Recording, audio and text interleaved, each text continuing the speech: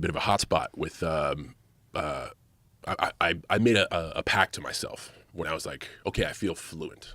We would do these global press tours, and I just happened to be on a global press tour. I'm like, you know what? I'm going to do 70% of my media in Mandarin, like in dialogue. And I got to say, I did it. Like, I went over there, spoke. People were taking off the translator headphones. Like, life was good. Everything was great. And at the very end of the day, as with all these press tours, you do like a bunch of prompter reads.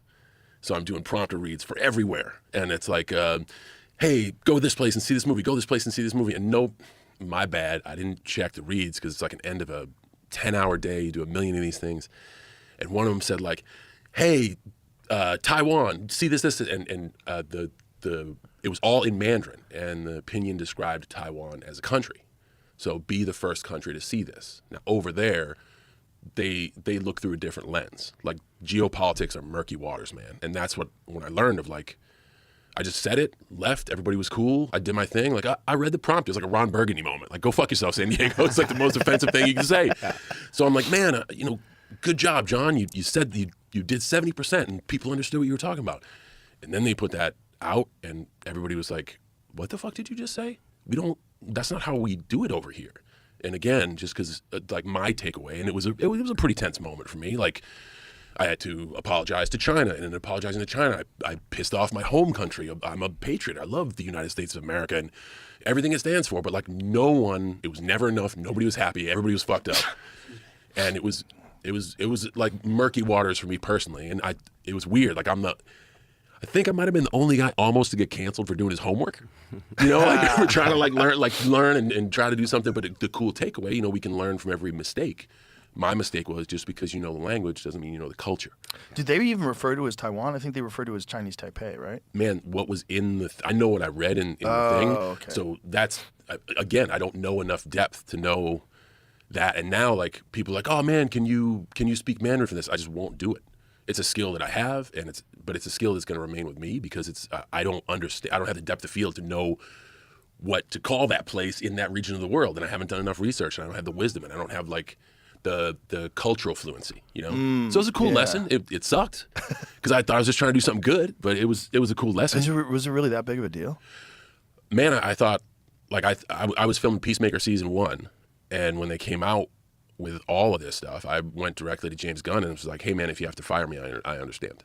Wow. And it was that serious. Yeah, but it wasn't even words that you wrote. Someone else, the WWE wrote it? That doesn't. No. It was for the movie I was promoting. Right. So the people that made the movie wrote it. So I don't know. Like when you do these press tours, let's say if I'm doing a movie for Warner Brothers, let's use Peacemaker as an example. I'm doing a global Peacemaker tour, and we go into China or we go into South America.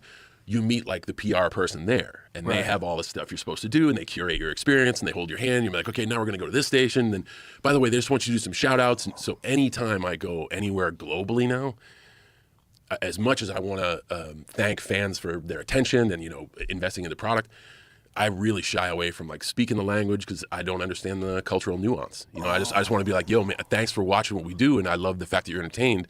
But I want to speak to you at a level that I understand that I'm fluent because you're boots on the ground here every day, and I might say something that's a nice gesture but completely fucking offend you, and that's not good. That's not good for anybody. So was the teleprompter in English and you translate to Chinese? Everything was in Mandarin, and in Chinese they have the characters, which are virtually impossible for me to learn. There's like an infinite number, but they also have what's called pinyin, which is it's kind of spelled out in English with phonetics, so it has the 4 tones. Okay. So if you were to put something in front of me in pinyin right now, I could definitely read it.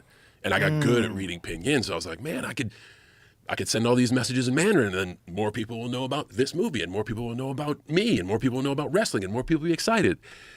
Looked good on paper, just my follow-through was a bit weak, It doesn't even seem like that was your fault. Right. It's probably a PR's assistant that's probably in charge of doing the grunt work of typing in all the different languages and the different countries. Like, it's tedious. From what I know I'm going to learn a lot about you guys in this episode, but from what I know about you, you're into looking things through different lenses and different perspectives. It also could have been somebody being like, I'm going to get this kid.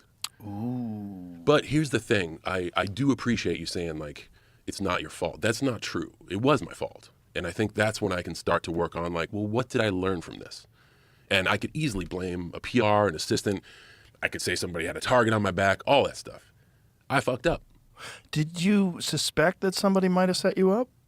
No, Well, you're saying it like it's a possibility. Well, man, when it happened, every theory came. Like, here's the thing: the world doesn't revolve around me, but my little world.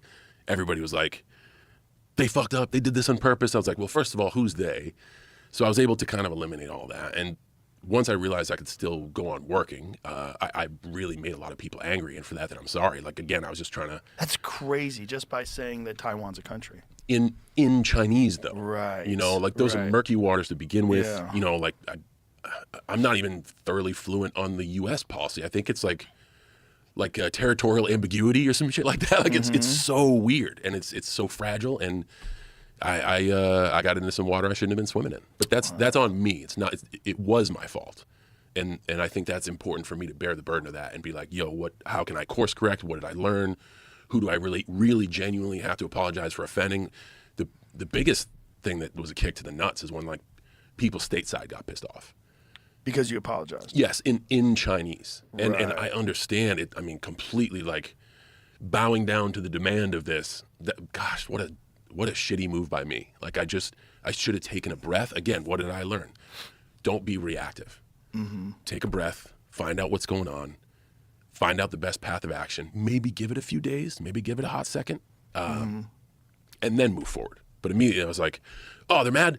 You want us to do this? Fine, no problem, I'll fix it right now. Man, not only did I not try to fix the hole in the boat, I sunk the Titanic. So it was a learning experience.